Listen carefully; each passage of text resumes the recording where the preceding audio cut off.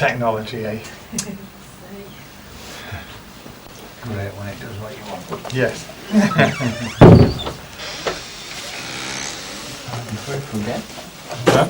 after the session I had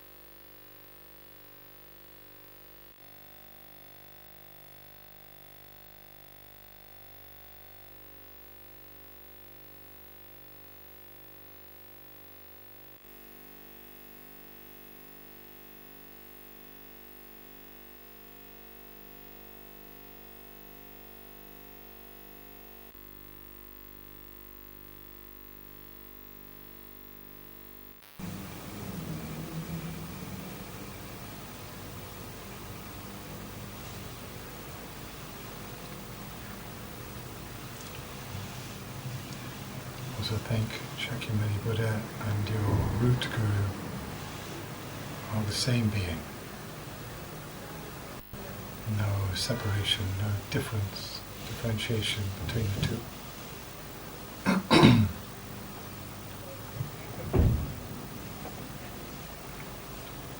The embodiment of bodhicitta itself, both conventional and ultimate.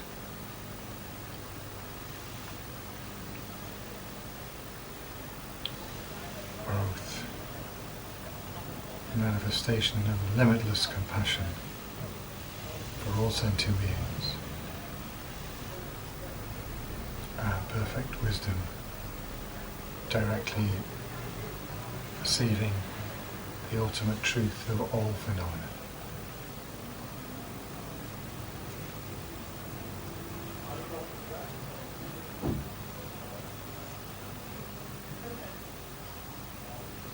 Guru Shakyamuni Buddha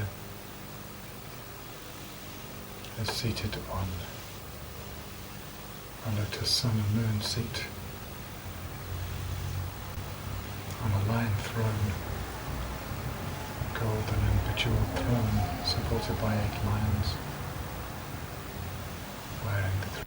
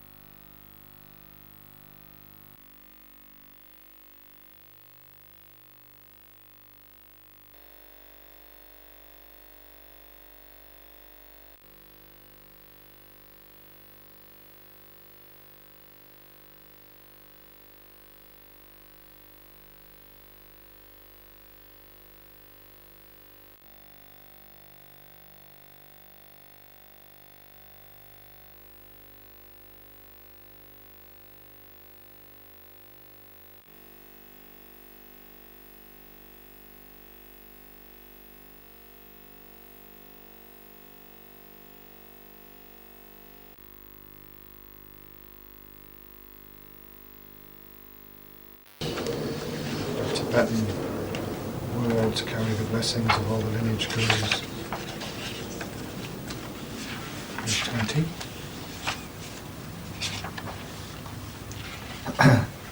Sangye Chodan Songki Chonama Chanchu Padu Dagni Kyapsu Che Daji Chönyen Jipe Sonamgi Chola Pancha Sangye Drupa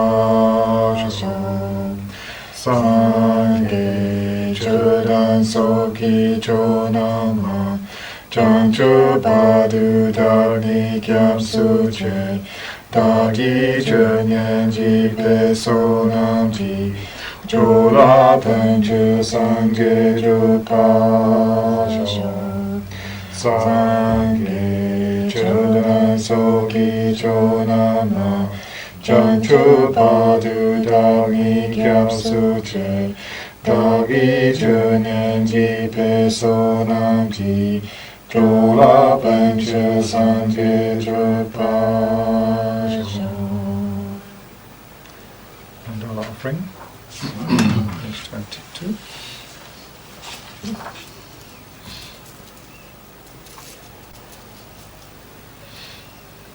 Sajipaki Jogji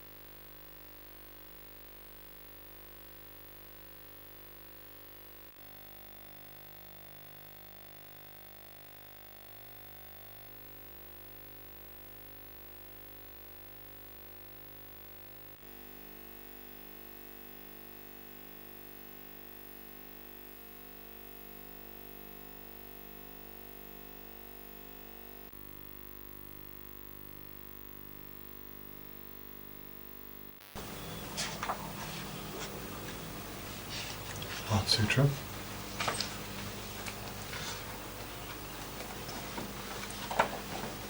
Thus did I hear at one time. The Bhagavan was dwelling on Mass of Vulture's mountain in Rajagriha, together with a great community of monks and a great community of bodhisattvas.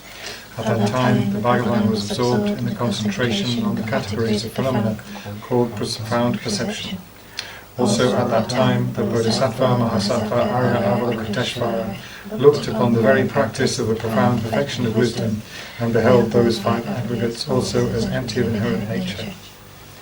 Then, through the power of Buddha, the Venerable Shariputra said this to the Bodhisattva, Mahasattva, Arya, Avalokiteshvara. How should any son of the lineage stray who wishes to practice the activity of the profound perfection of wisdom?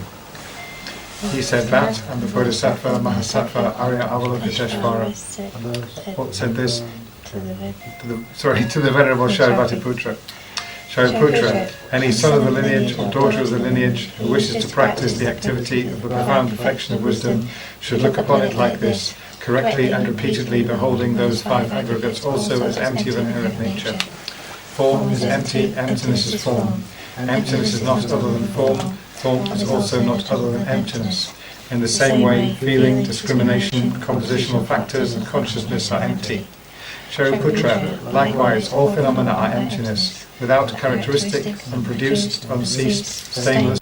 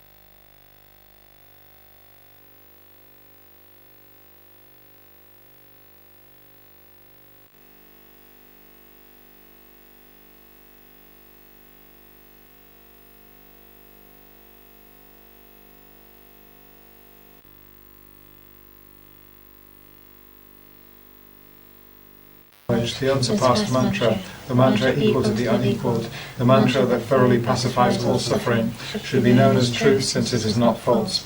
The mantra of the perfection of wisdom is declared. Tayata Om Gate Gate Paragate Parasamgate Bodhi Soha. Shariputra, the Bodhisattva Mahasattva should train the profound perfection of wisdom like that. Then the Bhagavan arose from that concentration and commended the Bodhisattva Mahasattva Arya Avalokiteshvara, saying, well said, son of the lineage. It is like that. It is like that. One should practice the profound perfection of wisdom just as you have indicated, even if the Parvatas rejoice. The Bhagavan having thus spoken, the Venerable Shariputra, the Bodhisattva Mahasattva Arya Avalokiteshvara, those surrounding in their entirety along with the world of gods, humans, asuras and Gandharvas were overjoyed and highly praised that spoken by the Bhagavan.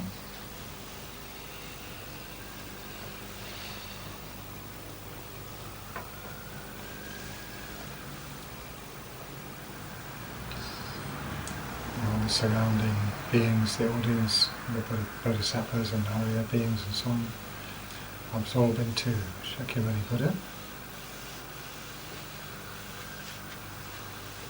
The throne, lotus, sun and moon seat absorb into him, and he comes towards you, turns round and comes to rest on the crown of your head.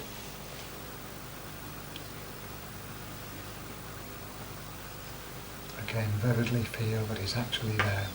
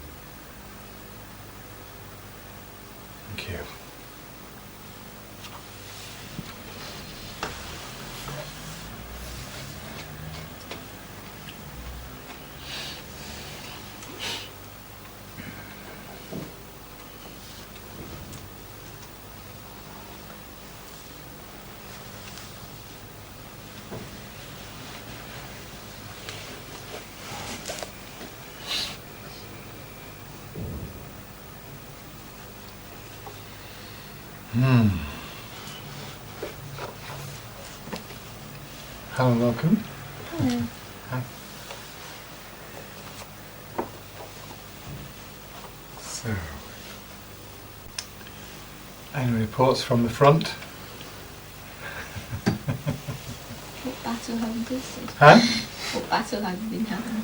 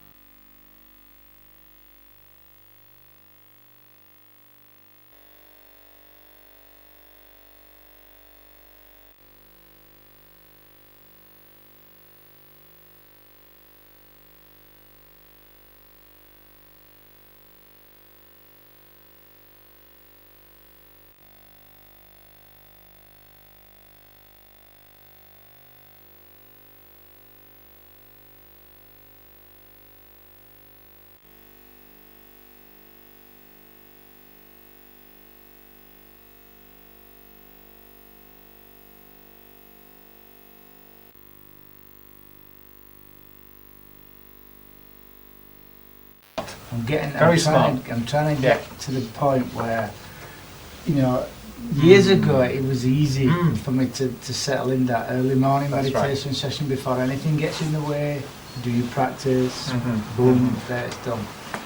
But as I've got more time and less responsibility, Isn't I that mean, you have interesting? different responsibilities, don't you? I Yeah. have more responsibilities now than I did a few years ago. Like, but I don't know. It's yeah. So it's good to explore these things. Yeah. Let's look at it. Yeah. It's like when I come to the centre, like on a Monday evening, you know, I know for an hour, I'm here, I'm sitting, I'm with the community, and you know, the mindfulness class that I come to on a Wednesday with Ken, that's also good for me to get in the zone. And the Thursday nights when I come, I'm coming for a purpose. Yeah. When I'm at home, I don't know, it's just like there's almost too many distractions. It's like I tend to go off on these. So But I keep it, you know, I think about emptiness all the time. okay. You know, Good. I try and apply it to circumstances, and Right. even if it's just a fleeting moment of, Yeah. you know, It can just take Yeah. the edge off a little bit. yeah, Can't I'm it? trying to keep the mind calm. Yeah. And Yes. you know, it's the philosophical side of the teaching is good for me because it's you know, my mind's good. My mind feels good. Yeah.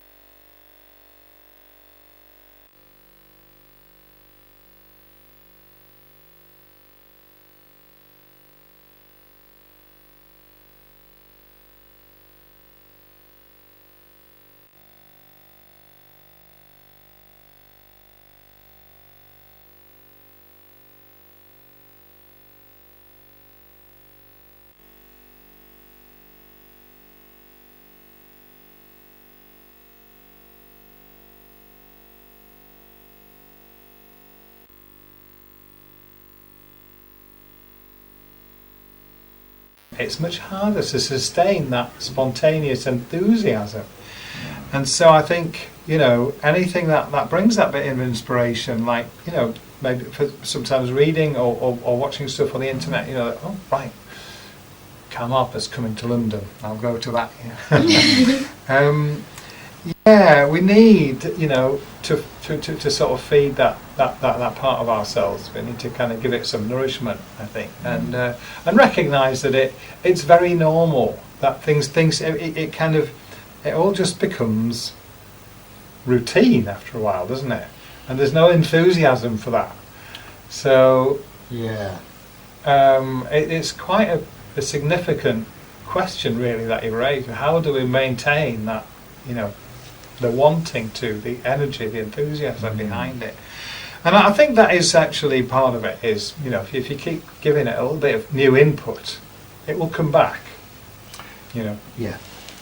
Yeah, I'm almost waiting for that, okay, I'm ready now. Yeah. Oh, I'm ready now to get back into into daily practice. Yeah. Without, it's just like brushing your teeth. It's something you have Yeah. to do every day. And I don't feel, for me, I don't think it should, I don't feel it should be like that. But interestingly enough, last night, one of the things we touched on last night was beginner's mind. Beginner's mind, exactly. That's what I'm saying. It really struck a chord. Yeah. It Yeah. really.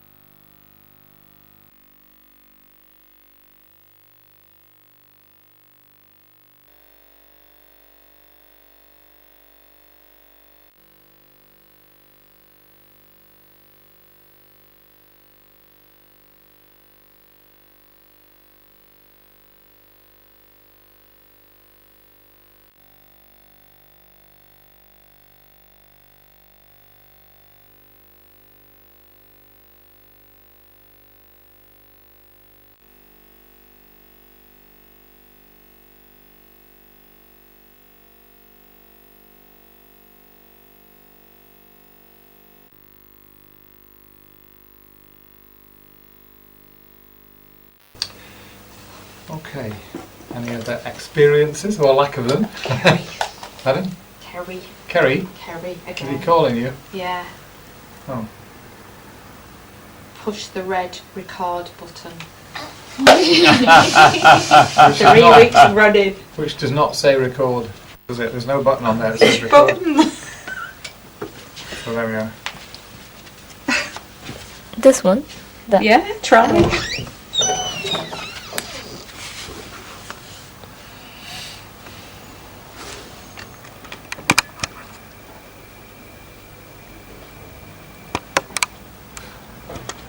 It's not on the computer, is it? There is a red record button.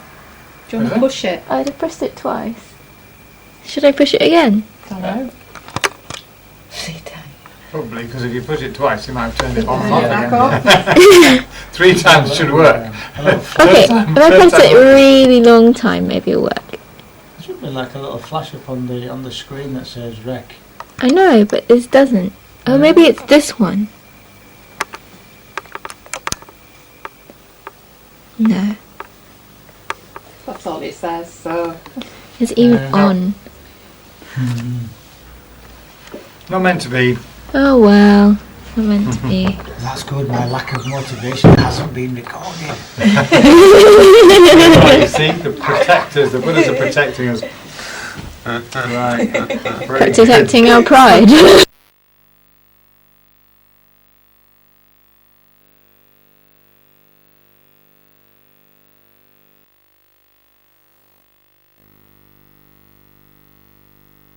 I tend to meditate.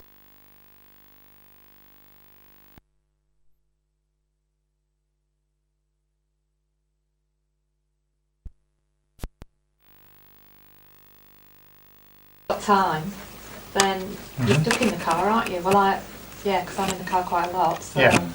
Very good. I do my Use the morning time. practice in the car. Yeah. And when I drop Sal off in the morning, I do my prayers and recitations in the car to work. Yeah.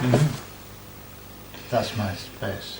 Ah, Yes. there's a red light on the front. Maybe that's something happening now. Yeah, it's recording now. All right. Okay. Did you do? So Yeah. now we're going to record it. Talking about meditating in the car. Okay. You can always leave your phone in the Turn other him room. off.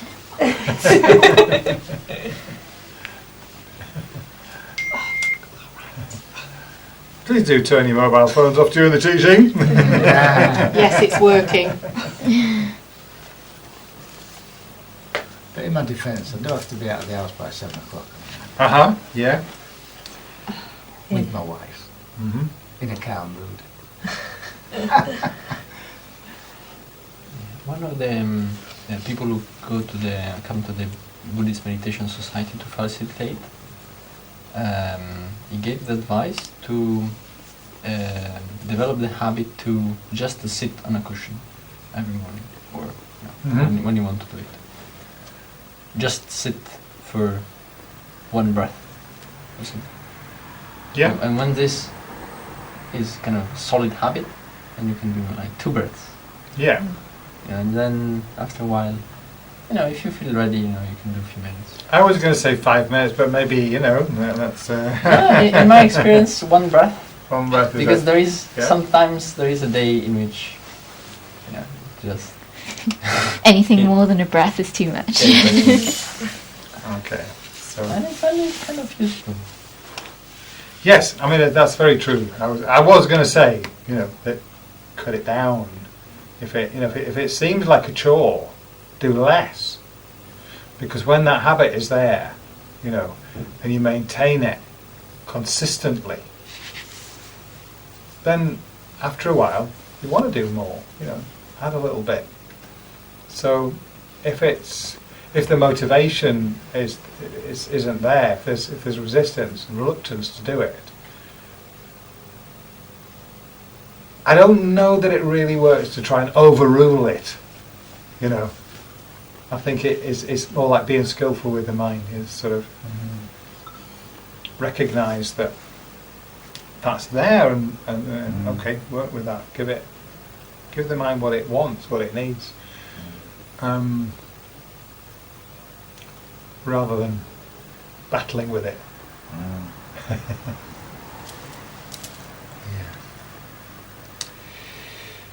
Okay. So the next line is a good one. Banish the one object of every blame.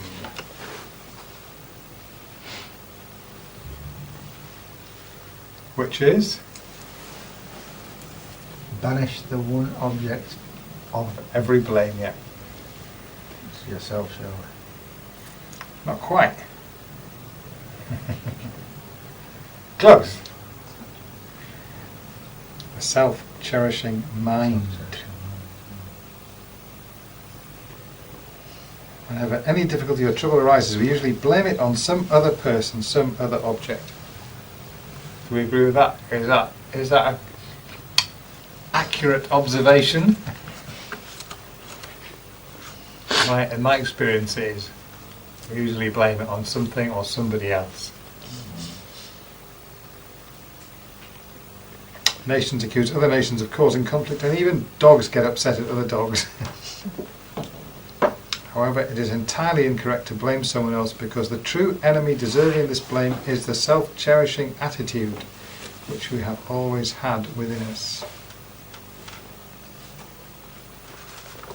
So that one line sums up almost the whole practice of mind training.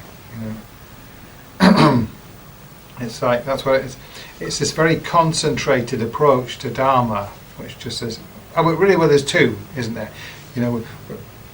Before we were looking at the ultimate awakening mind, and that is all about the self-grasping. Yeah. The view of the self existing from its own side. That's a view, that's a belief, if you like. And this is a motivation. That's the difference between the two, essentially. The motivation to, that all our actions, when we are governed by self-cherishing, are purely about sort of feeding this imaginary self that we think we are. And the text is saying that all our problems come from that.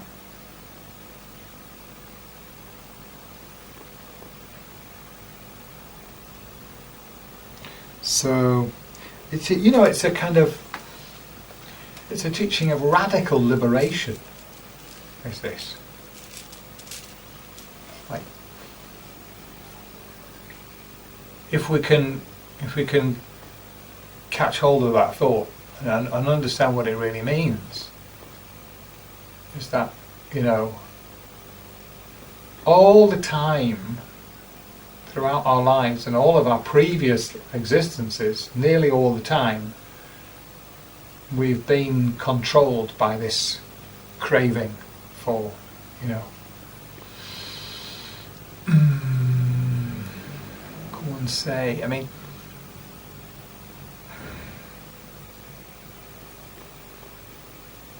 there's a very subtle distinction here between, like, it's not that wanting happiness is there's not there's anything wrong with wanting to be happy, right? Wanting to be free of suffering. All living beings want to be happy and free from suffering, wherever, in all situations. There's no exceptions to that. That's simply fundamental to the nature of the mind. So what is the difference between that and self-cherishing?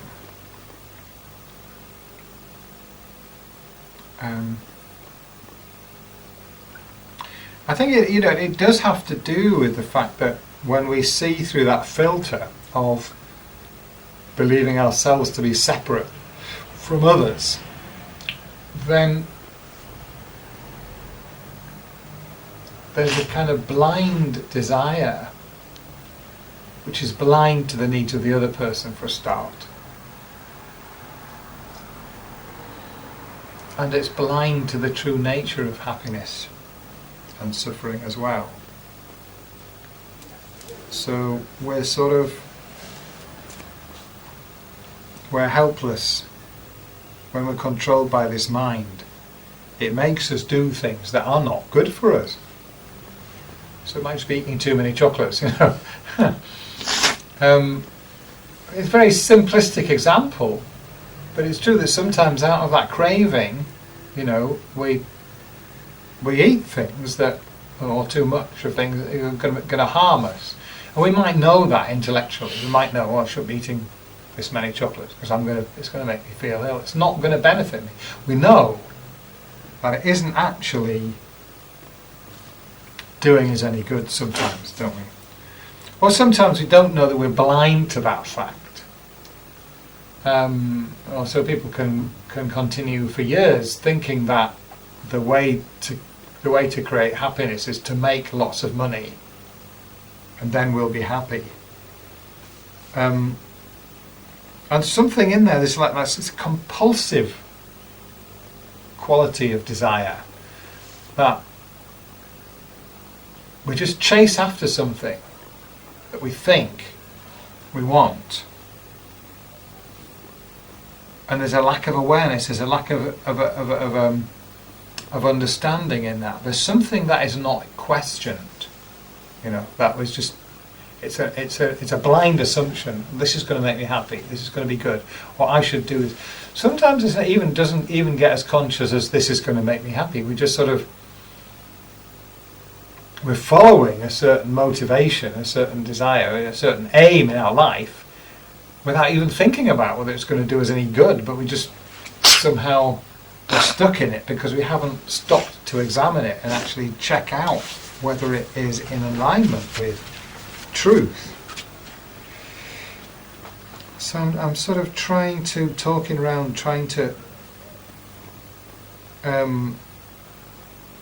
shine a light on the difference between the kind of desire that this is talking about as self-cherishing, the way that we try to to achieve happiness.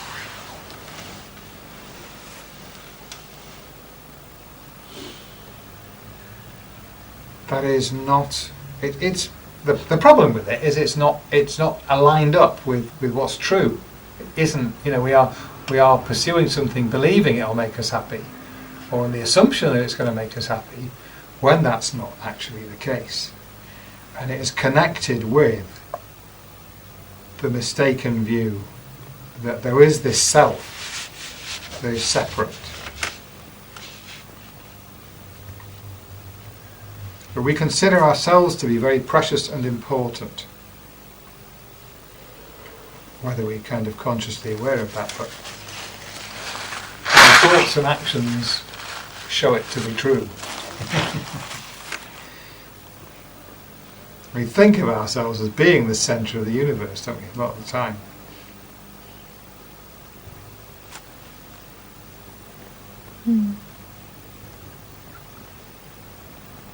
When we do not possess something we desire, or when danger threatens something to which we are attached, we react with aggression and selfishness.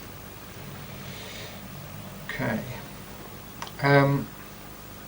So we look at that, we consider ourselves to be very precious and important. What is it that we are? You know, it is that image of a self that is not actually the reality. That's what we're attached to. So really, you know, the self-cherishing depends on the self-grasping. Without the self-grasping, there isn't really self-cherishing.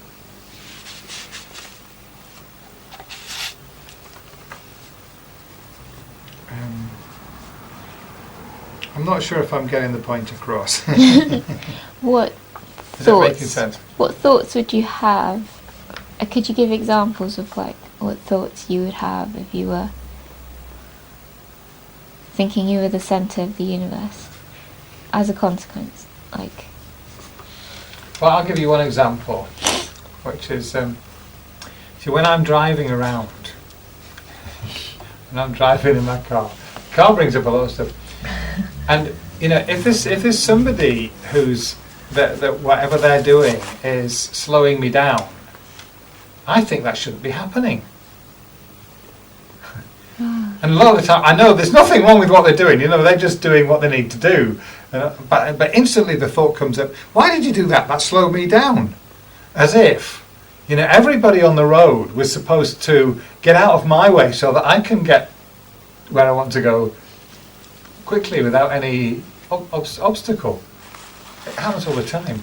I don't know if it happens to anybody else, but it happens to me. You know. Yeah. I realise, you know, I noticed that, that there were these thoughts occurring up a lot, and then I began to realise that I was criticising people and they hadn't done anything wrong at all. All they'd done was that whatever they'd done had been a bit of an obstruction to me getting where I wanted to go. It wasn't anything to do with making a valid judgment about how they were driving. And I started to realise it didn't matter what they did. If it slowed me down, I would, you know, get self-righteous. Now, that is a good example, isn't it? You may have other examples that you may not happen to you in that context, but anybody, does that strike a chord with anyone who I don't know. ever had thoughts I don't like that at all? At least now I don't swear and Yeah. wish people ill health. Yeah. Stop that before it comes Yeah. to the end of the week. You know, if I can get to work on a morning Yeah. without wanting to chin somebody or mumbling swear words, I'm trying to keep he just wants the same as me. Yeah, He just yeah, wants yeah. peace Okay. and happiness and to get from A to B like I do. So we are familiar with this mind. In one situation or another, you know, you may be a Apologies, very mate. chilled I need out to get driver. off. Nice to see you, Bob. Thank you. Cheers. Bye. You know, but there'll be another situation where your buttons get pressed in that way, and when you look at it objectively, you realise there was no kind of, you know, and it comes from. But I mean, a lot of the time, of course, I mean, to just take it down to a much more simple level in a way, we don't spend as much time and energy and effort organising things for other people's happiness as we do for our own, really, most of the time. I mean, you may be different.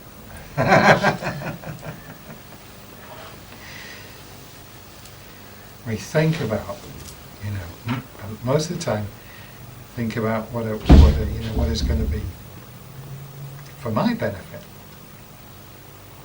Is it possible to organise things for others' benefit without possibly getting benefit for yourself at the same time?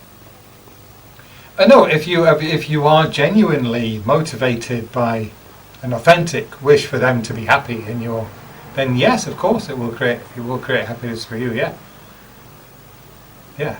This is the whole point.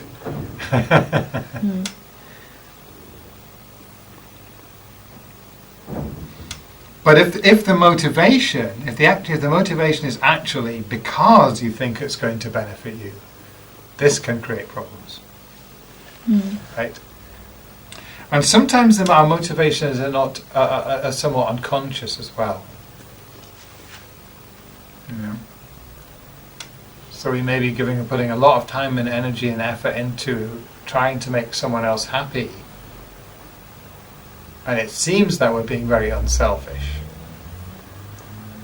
But sometimes, if you were to investigate, you'd find that the reason why I'm doing that is because there's something, on a psychological level that I'm getting from it, that I want from it, and then the problem arises if I don't get that, whatever it is, whether it be affection or love from the other person or self-validation, something else. So we have to be very, self-aware and honest with our motivation to know whether or not we are acting from self-cherishing. It becomes gradually easier to tell the difference. And usually there's a little bit of a mixture. It's not 100% one thing or the other. But it's the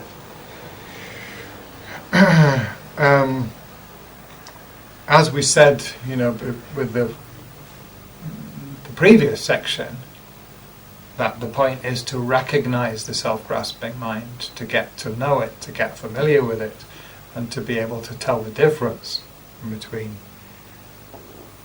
that and a correct view of the nature of the self. And the same here, sometimes it can be, as I say, quite subtle to be able to tell the difference. So the more we get to know this self-cherishing mind, as it's called, we get familiar with it, and it becomes more and more clear what it is. We can tell the difference. We can tell when there's a self-cherishing element in our motivation. And the more we recognize that its nature is to harm us, by its very nature, it's harmful, then to that extent we become freed from it. And if we are able to really free ourselves from it,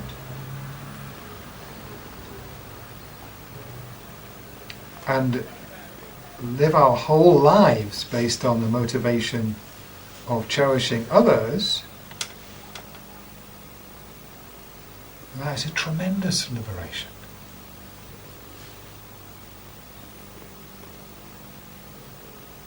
And it takes a lot of work, it takes a long time, usually.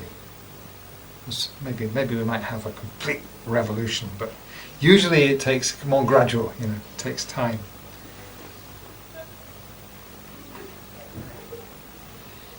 So really the text is saying, these two things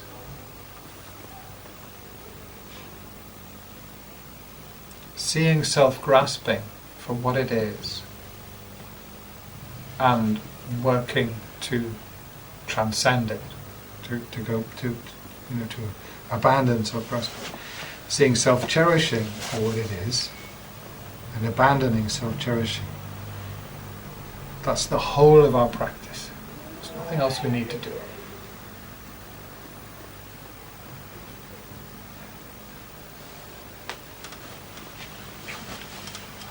And in the mind training, the focus is primarily on reversing the self-cherishing attitude. self-cherishing attitude is the principal enemy.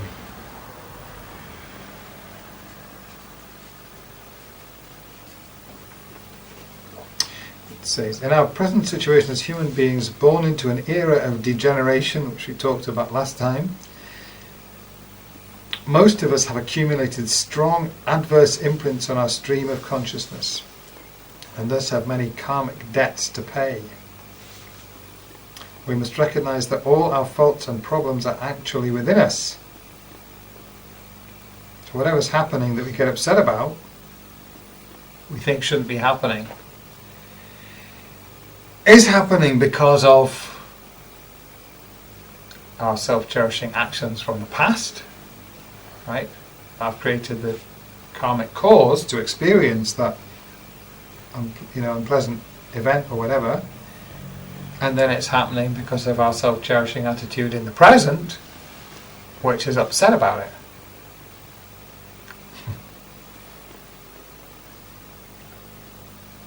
Because if we don't have self-cherishing, then these things that are happening to us will not cause us any upset. And when we read it, quite a few accounts from some of the lamas and the other Dharma practitioners from Tibet when they were escaping from Tibet or when they were in the prison camps. So, we normally think, well, terrible things are happening to them, but they were not upset by those things. They just, they accepted them because they've trained their minds. So they weren't unhappy. Even sometimes in the prison camp.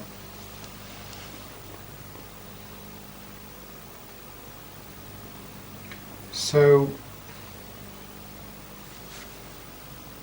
if we are able to create the opposite, the mind that is, if our sole concern is the well-being of others, then nothing's going to really upset me. You see, right? If that's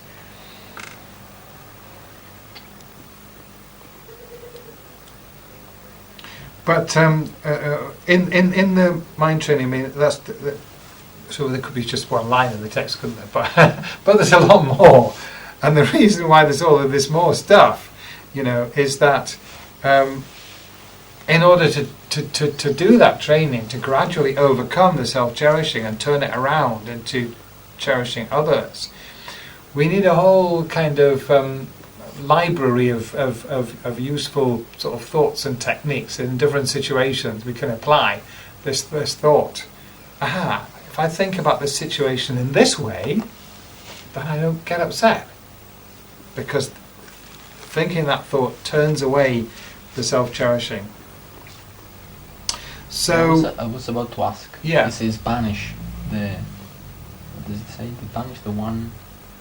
Banish the one object of every blame. Yeah. Yeah. How do you do it? How do you do it? Yeah, exactly. Because sometimes I have this kind of compulsive. Yeah, it's very, very compulsive. Yes. And then I know it. I know it's gonna go wrong, but I don't. Yeah. Okay.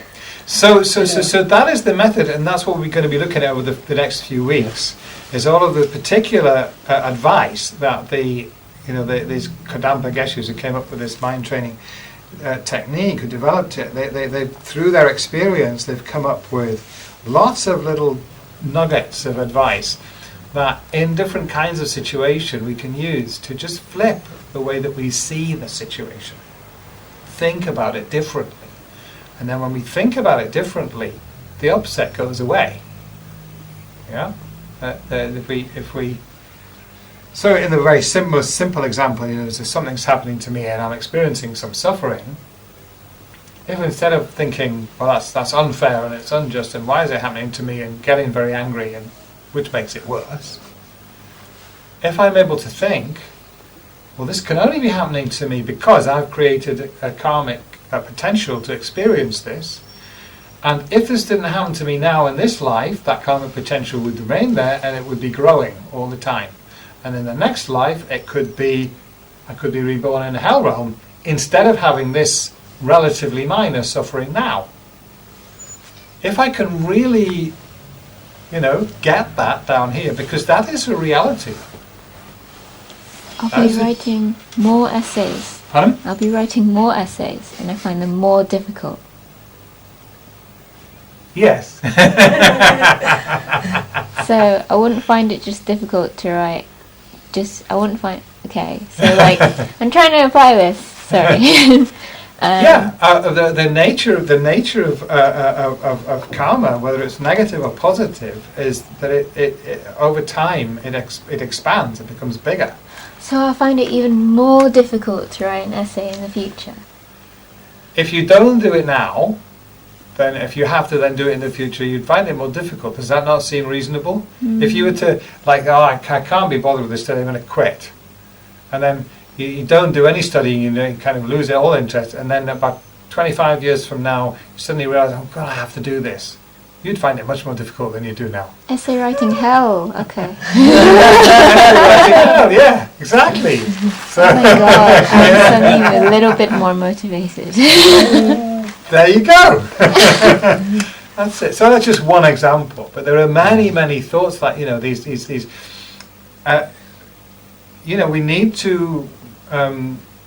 We need to work with the way the mind works. So it doesn't work to just say to myself, oh, self-cherishing is bad, I'll give it up. The mind needs a lot more kind of, careful, skillful means gentle persuasion and also almost like tricking the mind. It isn't a trick, because everything, actually, although sometimes some of the things that the Kadampa Geshis would say are quite startling and unusual and paradoxical, but they are all true. Now, maybe true is just like it's another way to look at the situation. There isn't necessarily any right or wrong, but I think in some ways when we ask what is true, sometimes it's a more relevant question to ask what actually is a benefit to me. Which way of looking at this situation is going to make my experience better?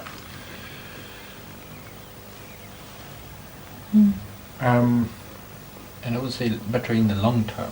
In the long term, absolutely, yeah. Of course.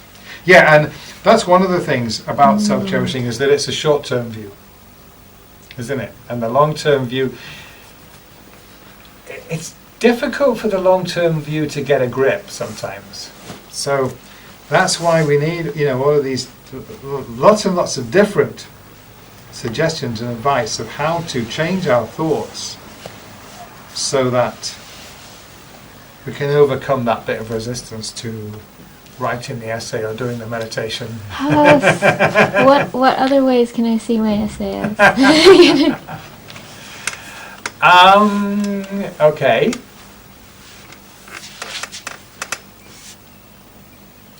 Do you do any sport, exercise, anything like that? I used to play badminton. Okay. I mean, if you never really had to train for anything. No. Okay. I used to train for taekwondo. Okay, you trained, yeah. So, did you find ever any resistance to doing the training? Like, it's quite hard work? The time you didn't want to do it? Yeah, I'd be reluctant to go to class or something like that. Yeah. And then, so what happens when you're reluctant to do it and you do it? Afterwards, how do you feel? I'm relieved I went. Yeah, okay. It'd be more difficult to do next week's class if I didn't go for that week's class, because I'd be even more out of practice. Yeah. So it's like, it's a virtuous circle. It's an upward spiral if you're doing it. And if you're not doing it, it's a downward spiral, and you then have to climb back up again, don't you?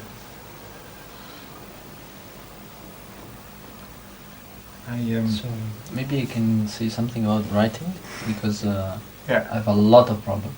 Yeah. A lot of problems. Right. Sometimes I just sit, I have to sit at the computer, and it's like it's like, ah, I don't know. And in my experience, it's more like the problem is I kind of think I should do this, I have to do this. Bad things will happen if I don't do it. Yeah. And I kind of beat myself up. Mm. And then I focus, but in a kind of forceful way. Yeah. So I get tense, more tense. And if there is enough panic and terror with the exam, I can go through and then collapse after the exam. Or maybe I kind of have a, I don't know, freak out before the exam. But actually, the way it works best for me is learn how to relax when I write. Like when we do mindfulness of breathing, it's very important to be relaxed. And then let the focus grow on the basis of relaxation. So that's what I try to do. So sort of seeing those thoughts as, oh, I can't write this essay. Oh, this essay is so difficult. Sort of Yeah. as the distracting sometimes- thoughts, but then the object is just writing. Yeah. Sometimes I take writing something as a mindfulness, like a proper mindfulness practice. The object of mindfulness is, what I want to write and typing. And I relax, release. And if I get distracted or, I have to do it's gonna be terrible, I release the thoughts and come back to the object in a very, very soft way.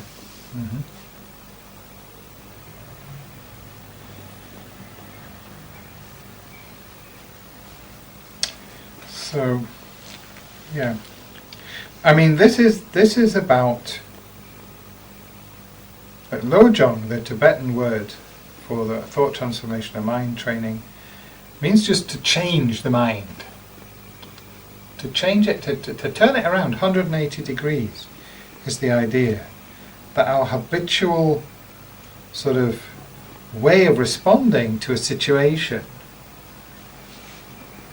is the opposite of the way that it needs to be for us to get the result that we want.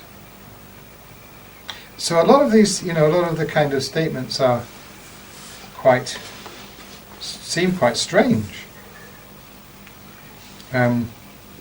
Just looking for some examples if there are. Maybe not so.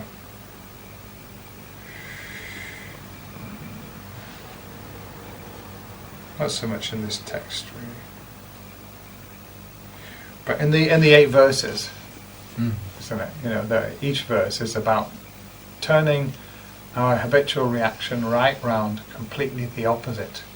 So, when somebody abuses and insults you, offer them the victory. That's completely opposite to our normal reaction, isn't it? But if we react in the normal way, what's the result? The result is you get more miserable. You react in the same way. Not only does that cause the other person to react again back, so it makes the original problem worse, but simply by reacting in that way, that itself is not a pleasant experience, is it? So somebody's inflicted some suffering on you, so you react by causing yourself some suffering and causing them some suffering, which then causes them to cause you more suffering. And your mind thinks that's perfectly logical. Like, it's, when you look at it from this perspective, it's crazy.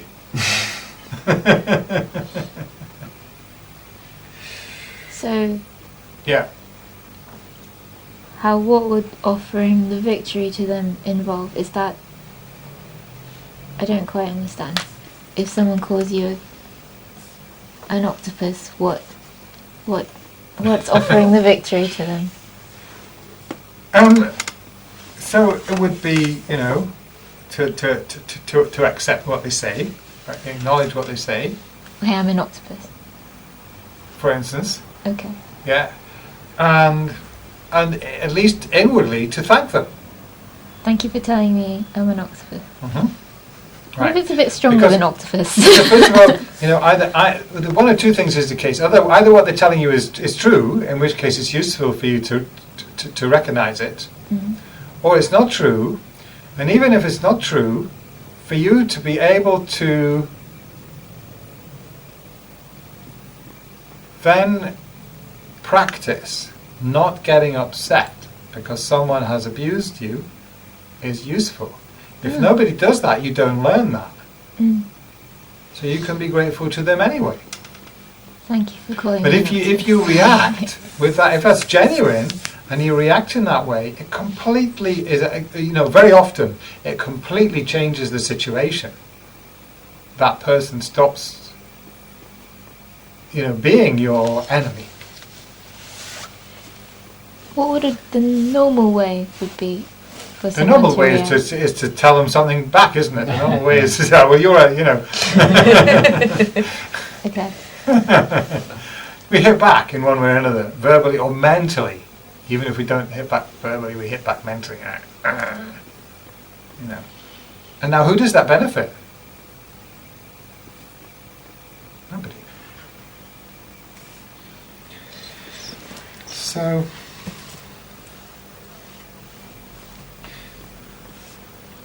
so I think we think about this deeply and repeatedly,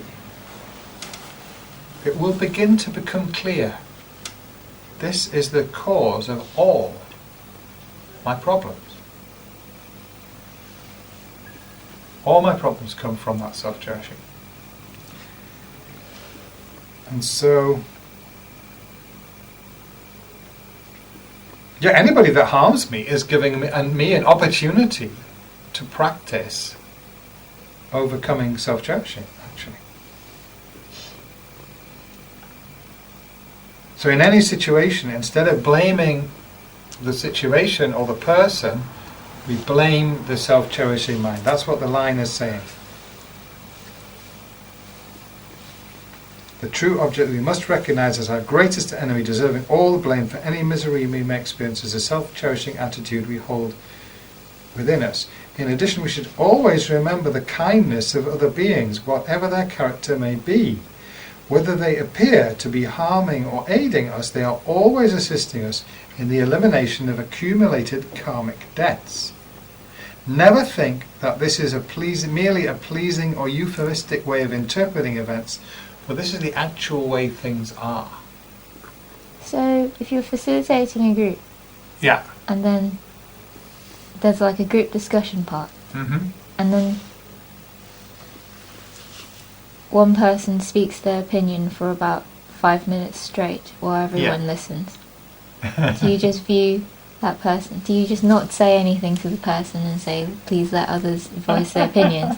Or do you tell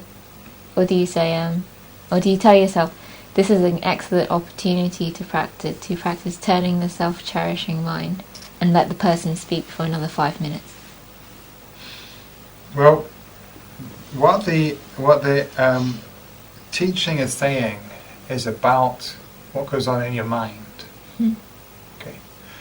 So in that situation, it might be to the benefit of the other people to say something. It's unlikely to be very beneficial, in fact, if what's going on in your mind when you make your intervention is self-righteous anger towards a person. But if it is genuinely coming from, I'm sorry that whatever he has a problem, that's why he's expressing himself in that way, but I have to, for the benefit of the group, I need to make an intervention, and your tone of voice will be different. It will have a different impact on the situation. But the main thing is about what's going on in here. Even if you, sort of coming from the right motivation, you say the right thing, and the person gets even more angry, that's not the real point. Then you can still, that's wonderful, yet another opportunity to practice. Turning the self-cherishing mind. So it's not a guarantee that the external situation will improve. That's not guaranteed, but it is likely to happen, usually. But what's guaranteed is that if what you're doing is not just kind of manifesting outward behaviour that you think is sort of going to look good, but genuinely your inner reaction, you've changed your way of responding, and it's not coming from hostility or judgment towards the other person. It's coming from compassion. It's not coming from self-cherishing. It's coming from concern for others. What is guaranteed is that in the long run that will benefit you.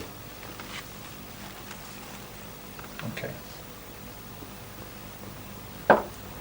And not just in the next life. I mean, that's sort of one criticism is often made of traditional religions, isn't it? It's pie in the sky by and by. But Buddhism doesn't say that. There's a sutra actually, all about because the Buddha was asked that question. What about how is it going to benefit me in this life? Because it was all very well. You may be right about that in future lives we're going to be much better off if we follow the Dharma path. And so there's a whole sutra about what are the benefits that arise here and now from changing our attitude in this way. There's a rather lovely book by Ayakema about it called... You remember? No, I was okay. writing it down. Yeah, it's one that would be good for us to have.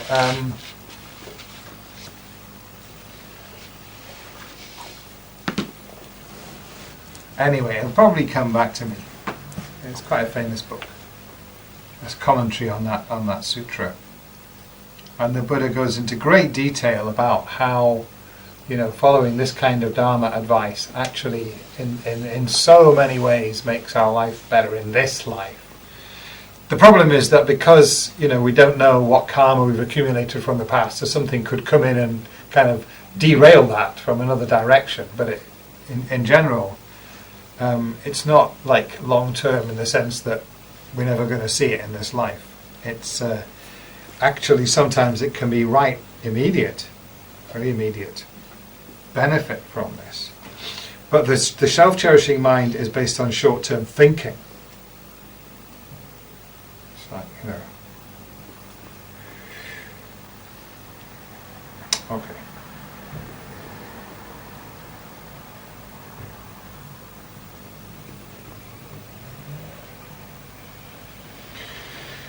So, yeah. There's quite a bit in this section about this aspect of seeing whatever harm we experience from others as a way to use up past negative karma before it grows and gets worse. So it might be worth having a look through the section. But this is a really, really important topic. It's the heart of the mind training, I think. That we have this habitual way of relating to our life, which is the one it's the one that's promoted in the media and advertising. It is the mainstream view in our society still, I think, that how am I going to get what I want in this life? Looking after number one.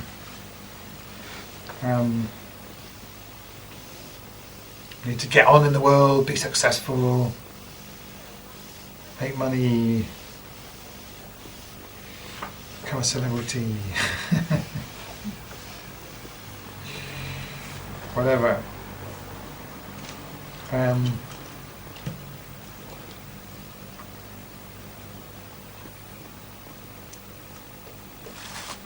It's a materialistic view, I guess.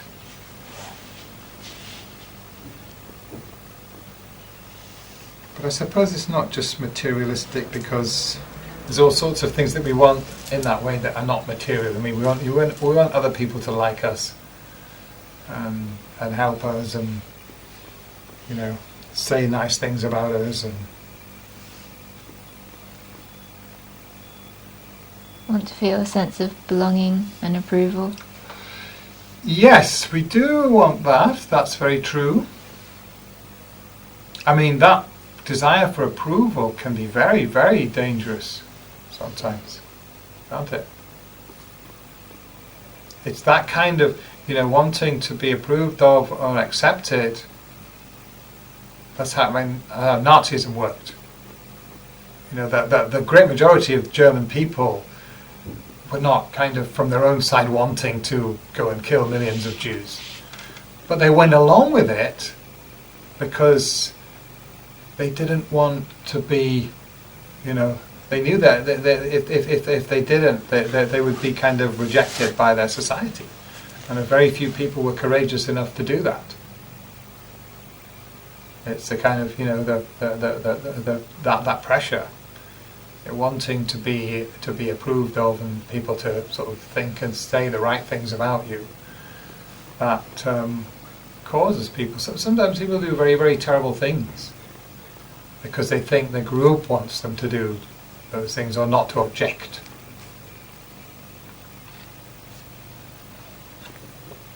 So, whilst, it's not that that's so terribly wrong in itself to want other people's approval and to want to be sort of acceptable to the group that you belong to. It's very natural, obviously. You can see why people are very afraid of being ostracized from a social group. It's extremely powerful motivation.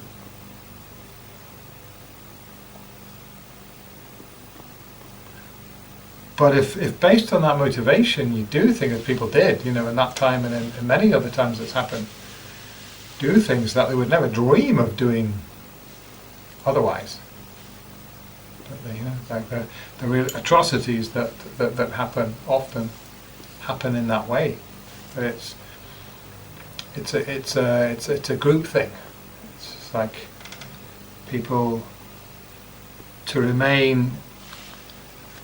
Continue to have the approval of the group, people will do things that they would never think of doing otherwise. They think that's what's kind of socially required, socially acceptable.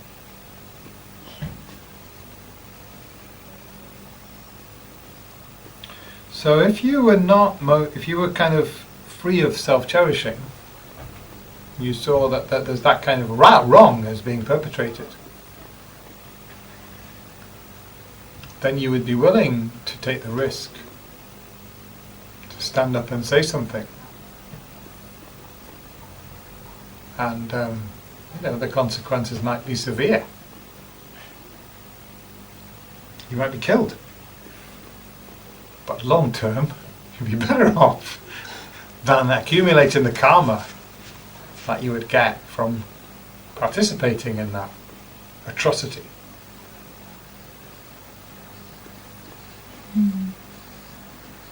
Now that's more challenging. What kind of group activities happen today that we... The gangs, isn't it? Well, that you see, isn't yeah, it? gangs, that's one thing, yeah. Bullying in school, Bullying, yeah. maybe as well, in a...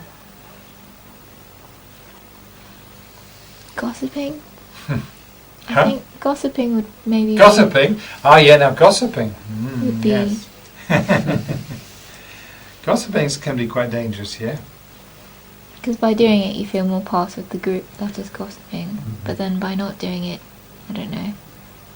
Yeah, well, it often becomes the sort of seedbed for very negative ideas that, you say things because you think they're going to get a positive reaction in that gossiping situation.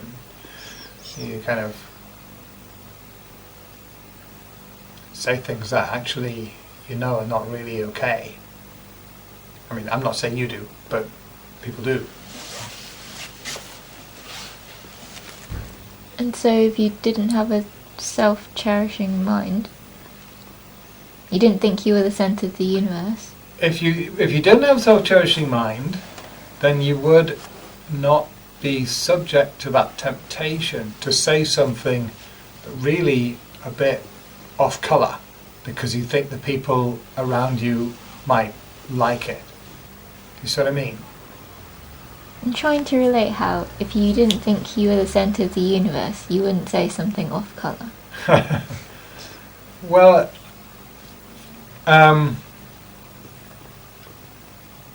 if you didn't think that what was most important was what your self wants, which is very much that approval. It's it's not like the real I, because there is a real I, which is this mind and body collection of mental and physical parts, does not have any need for me, David, to be approved of by somebody else. Because there is no me in that way. There is no kind of David that can be the object of approval or disapproval, if you think about it. If I'm just this body and this kind of stream of consciousness that's happening, what is there to approve or disapprove or make a positive or negative judgment about? There isn't anything. But if I think, I, me, this special person who I am, and I want people to say, give that a nice, positive review, a gold star, I want from somebody, then I'm motivated, possibly, to say things that I know are not really okay, but I think that person is going to like it. Okay. Does that make sense? I mean, for example, I used to do a little bit of gossiping in the past, precisely for this reason. If there is a group of cool people who do gossiping all the time, and I want to be in the cool group, do some gossiping and tell stories about I don't know. You say what you think people are gonna they're gonna kind of give you they're gonna approve of, they're gonna find it amusing or cool or whatever, and sometimes there's a little voice behind saying maybe that's not really an okay thing to say, but you kind of ignore it. It can happen, and it can that can build up into something quite dangerous. Sort of continual reinforcement of those kind of negative thoughts and negative speech can become a cause of real problems.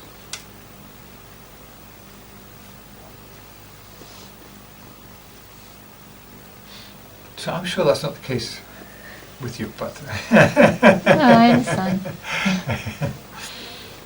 If you're saying negative things about people, you're not thinking of them, are you? Certainly not. You're not just being cruel or flippant. That's the wrong thing, isn't it? Exactly. Yeah. I don't know, do you think if you don't say something, but if you're having the thought I'm better than them because I'm not saying anything, that's also another form of I'm Absolutely. special, right? Sure. So, okay.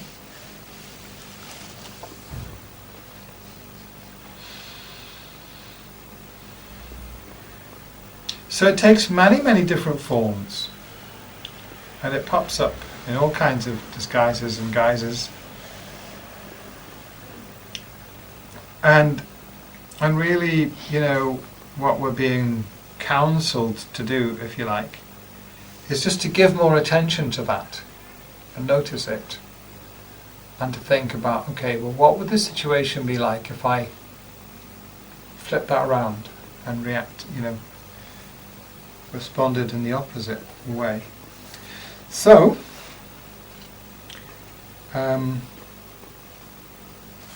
really, really fundamental point to just turn our attention towards that. Look for it. Get familiar with it. Notice how it arises in different forms, in different situations. And check up. is what this teaching says true? Is it always the case that when we look deeply and when we look into the long term, that self-cherishing mind is acting to harm us?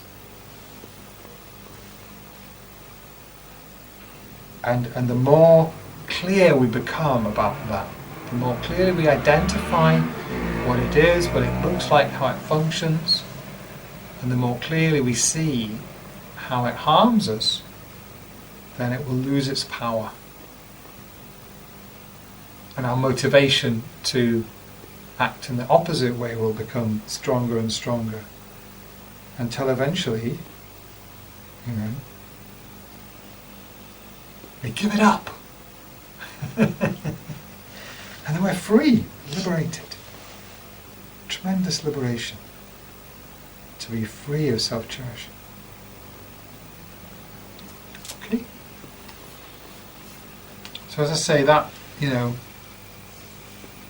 is almost the central point of the mind training.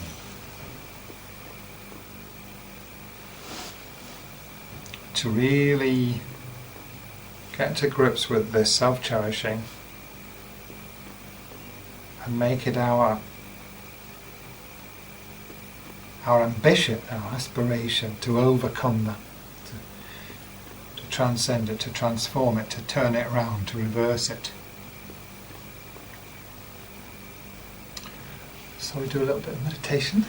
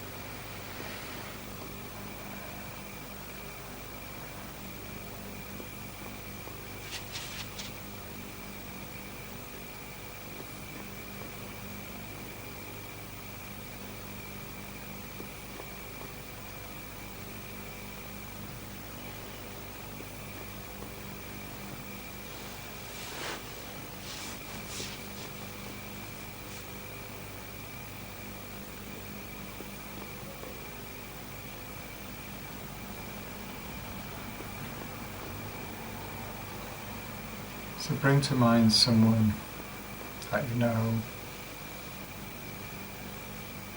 who is suffering.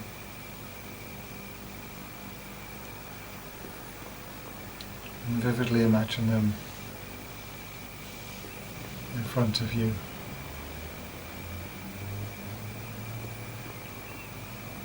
Contemplate that suffering. Think about what it is that they're experiencing, the pain that that's causing them, whether it's something physical or something mental, whatever is the nature of that pain.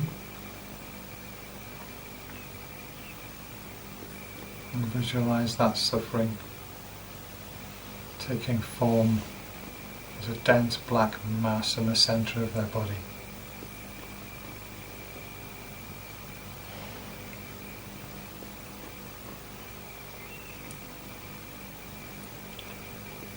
And just think about how strongly you wish for them to be free from that suffering.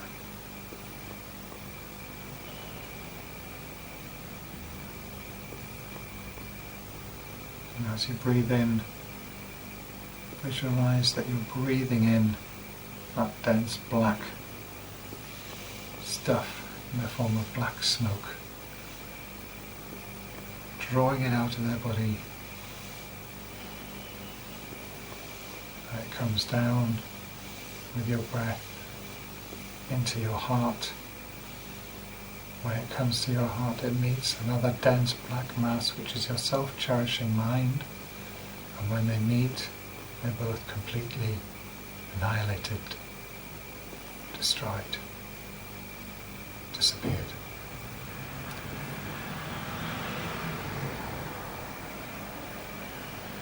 And once again, focus on that suffering, that mass of dark black smoke in their body.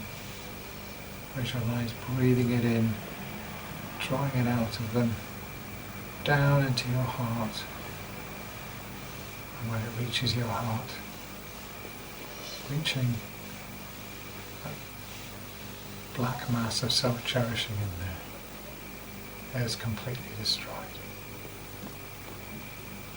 So do that several times.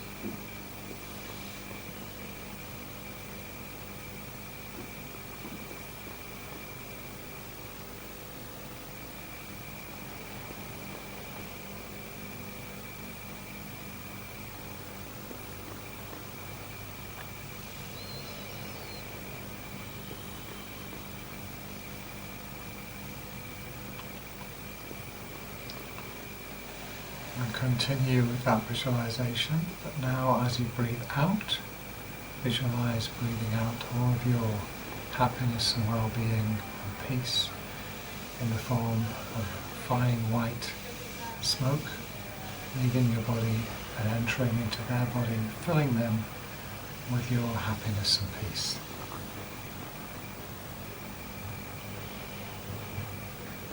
Drawing in, taking on their suffering, taking it into yourself, into your heart. Giving them your happiness, your peace, your well-being.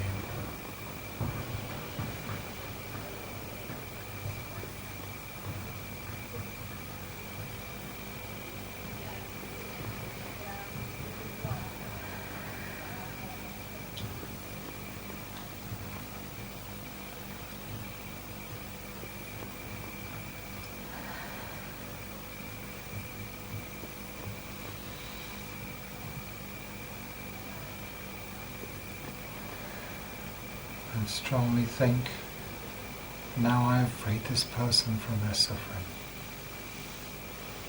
and given them peace and happiness, and rejoice.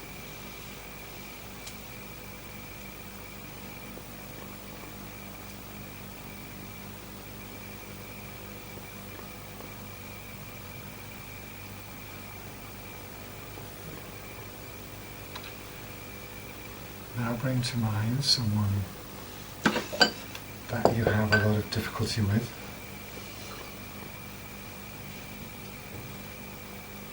Someone whose behaviour you find unacceptable, and they really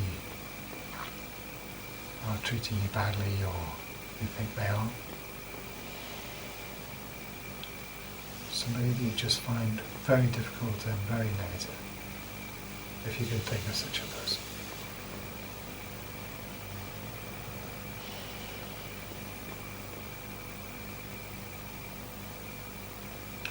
And remember that that person is suffering too.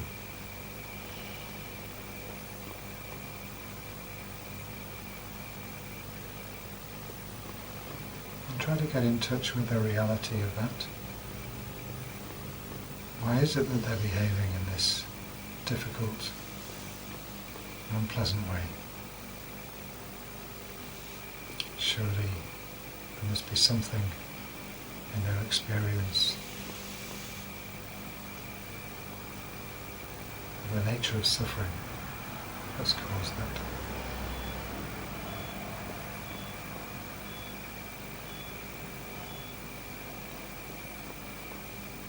And repeat the meditation with that person. So think strongly, may this person be completely free from suffering. May I take on the responsibility to free them from suffering.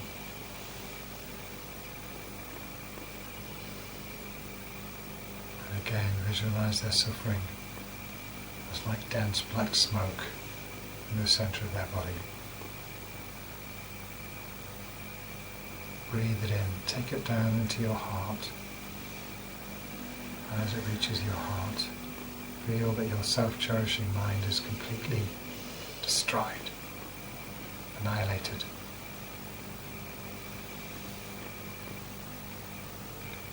And repeat that a few times.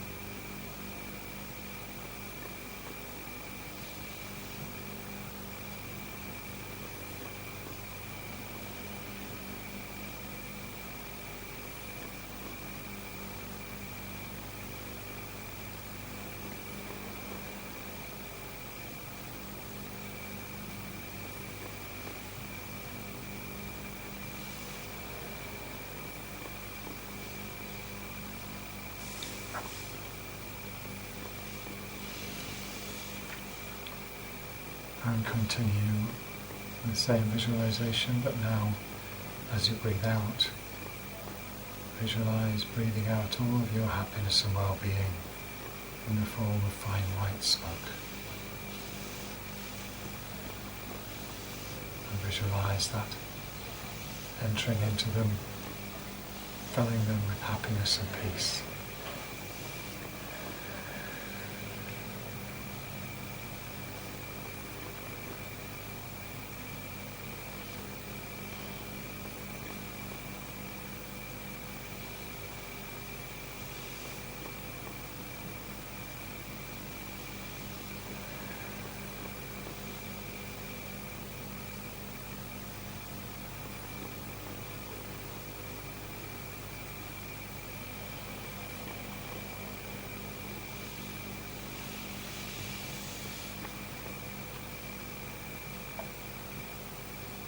Now visualize someone who is in your life, but who you have no strong feelings about at all. Almost like indifference. Someone you just tend to ignore, not pay much attention to. Doesn't seem very important in your life. Bring that person to mind and remember that they too experience all kinds of suffering at different times. It may be physical health problems, maybe financial worries, relationship difficulties. Perhaps they suffer from depression or anxiety. And perhaps you have not even given them enough attention to notice or know about any of these things. Nevertheless, this person does experience all kinds of suffering.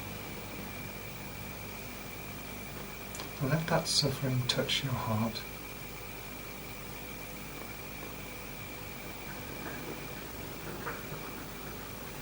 Visualize it again in the form of dense black smoke in the center of their body.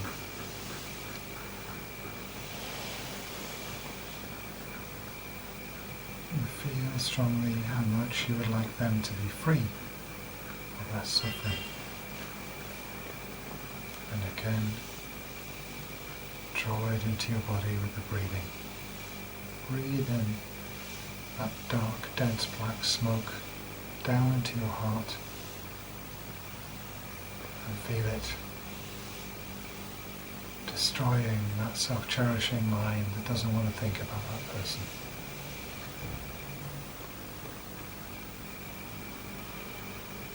And again, breathing in that dark smoke of suffering.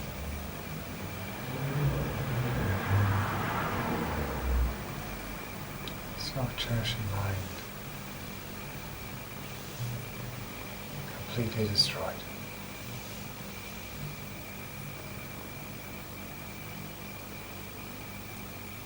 I continue with the visualization, but this time breathing out your happiness and well-being in the form of fine, pure, white smoke, filling them with happiness and peace.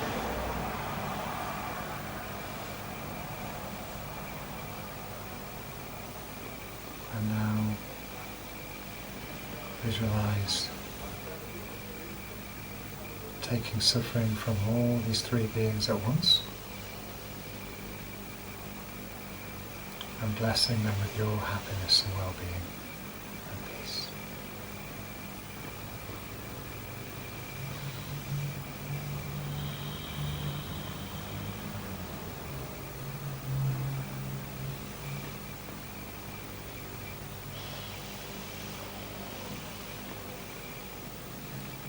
And behind each of them, visualize a multitude of others, all the other beings in your life with whom you have a positive relationship, or a negative relationship, or no relationship,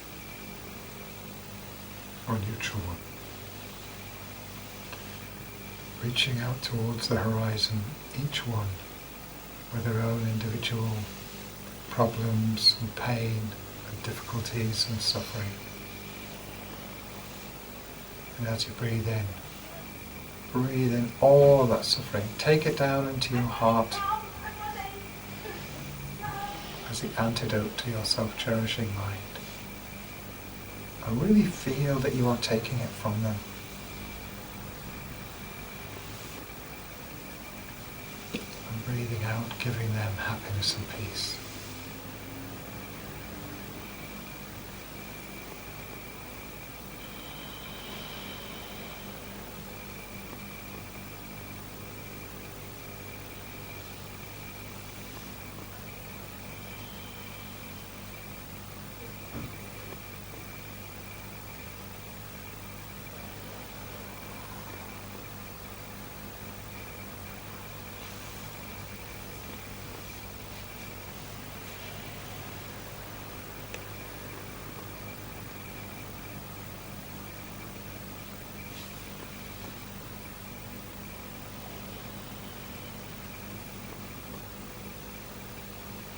And feel that you have taken away all of that suffering. Freed all of these myriad living beings from pain and suffering.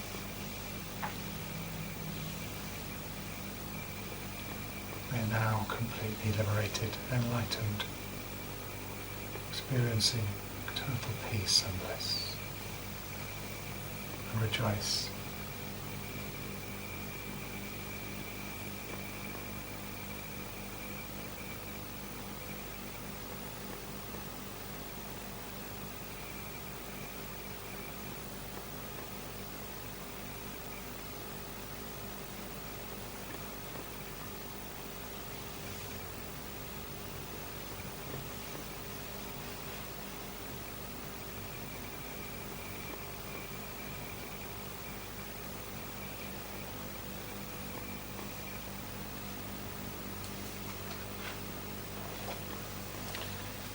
Dedication prayers.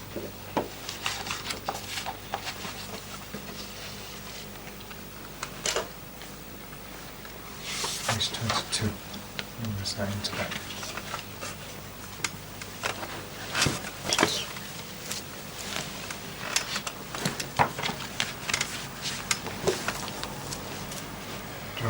Jum Sam Chum Rinpoche Ma ke panam ke gyochi ke wanyam pame payan kone kodu pawashram.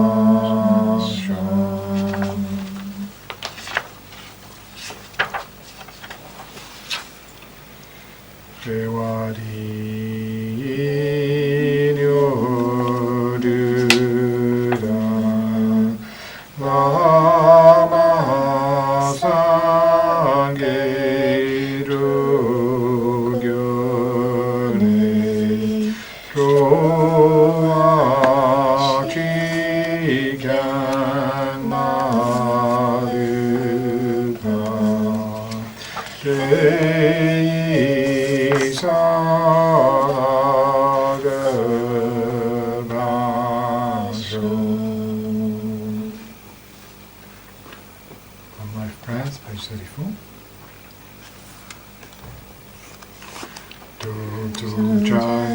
Jam gun away, turns him away, kunzun do pose.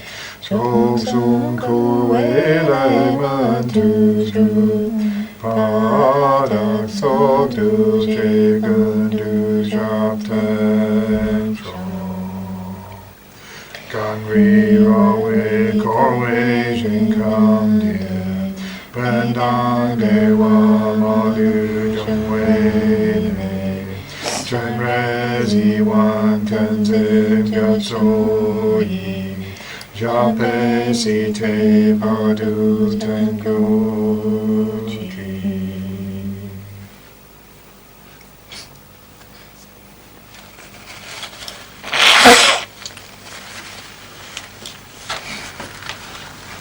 Thank you very much. Thank you. Thank you.